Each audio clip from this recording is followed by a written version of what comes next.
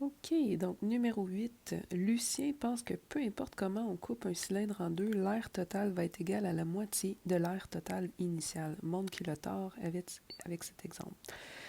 Donc ça, c'est notre cylindre initial. J'ai mis des mesures au hasard, le rayon de 7 cm, hauteur de 20 cm. Là, j'ai déjà calculé pour toi l'air total de ce cylindre-là. Ça peut te permettre de réviser, là, mais 2 bases pierre carrée plus périmètre de la base fois la hauteur, comme un prisme. 2 bases puis une aire latérale. Là, j'ai remplacé mon rayon par 7, ma hauteur par 20. Je pouvais avoir une belle réponse en fonction de pi ou arrondi, une ou l'autre.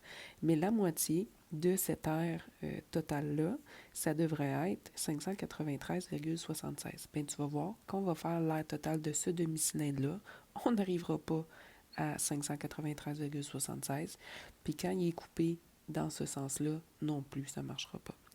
Donc, on va commencer avec la coupure comme si on l'avait coupé ici, de moitié. Okay? Donc, ça donne quelque chose comme ça. Donc, ici, ce que je peux faire, c'est que je peux prendre mon air total et vraiment la diviser en deux. Donc, l'air total de ce cylindre-là. L'air total, ça va être l'air total du cylindre comme s'il n'était pas coupé. Je la divise en deux. Donc, à la place d'avoir le disque au complet, j'ai juste la moitié du disque. À la place d'avoir l'air latéral au complet, j'ai juste la moitié de l'air latéral. Et à la place d'avoir ce disque-là au complet, mais là, j'aurais juste la moitié du disque. Donc, c'est quand même bien de prendre l'air total du cylindre intact et de la diviser en deux. Mais il ne faut pas oublier qu'il y a une surface qui s'ajoute, ce rectangle-là ici. Donc, si on avait un rayon de 7, c'est-à-dire j'ai 7 cm ici, 7 cm là, ça me donne 14 cm de diamètre. J'ai un rectangle de 20 par 14 à ajouter. Donc, plus l'aire d'un grand rectangle.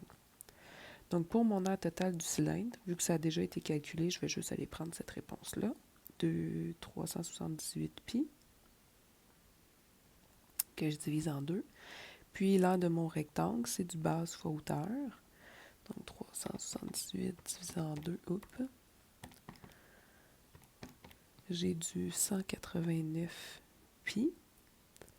La base de mon rectangle, c'est le diamètre de 14. Et la hauteur de mon rectangle, c'est la hauteur de mon cylindre initial de 20. Donc, ici, je vais avoir mon 189 pi plus 280. Et là, je fais attention avant de simplifier ça comme des termes semblables. J'ai quelque chose de courbe. Un demi-disque, c'est courbe. La moitié du dent latéral, c'est courbe. La moitié d'un disque, c'est courbe. Mais un rectangle, c'est pas courbé. Pas celui-là, en tout cas. Donc, il n'est pas en fonction de pi. Je ne peux pas les simplifier ensemble. Il faut absolument que j'utilise ma calculatrice et que j'approxime. Donc, si je fais 189 fois pi plus 280, je vais arriver à 873,76 cm².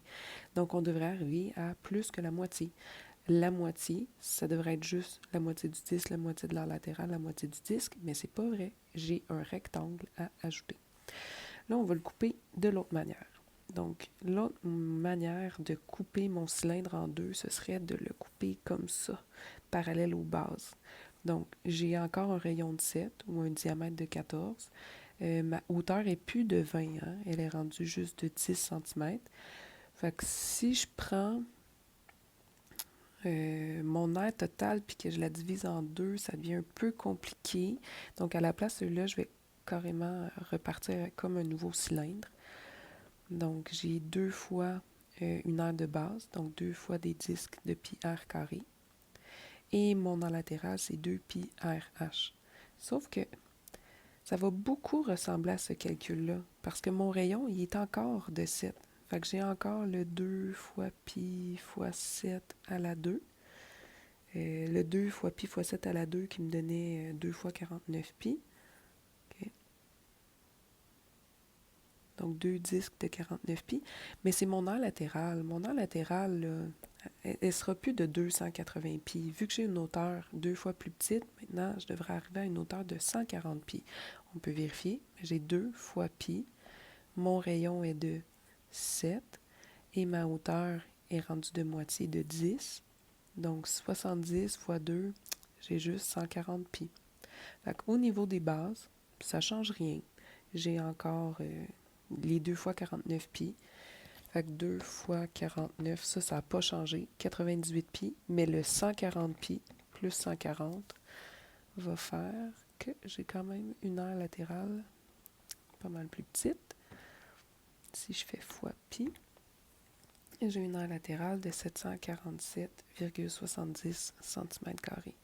Donc, c'est pas la moitié non plus. Hein? Ça, c'était mon aire totale. La moitié, c'est 596. Donc, dans les deux cas, j'arrive à des réponses plus grandes que la moitié. Pour cette coupure-là, c'est parce que j'ai un rectangle ajouté. Puis ici, c'est parce que, dans le fond, mon aire latérale est 2 fois plus petite, mais mes bases ne sont pas 2 fois plus petites. Elles sont pareilles comme avant. Là. Regarde, mon disque ici, mon disque là, le disque en bas, le disque là, il n'y a rien qui a changé.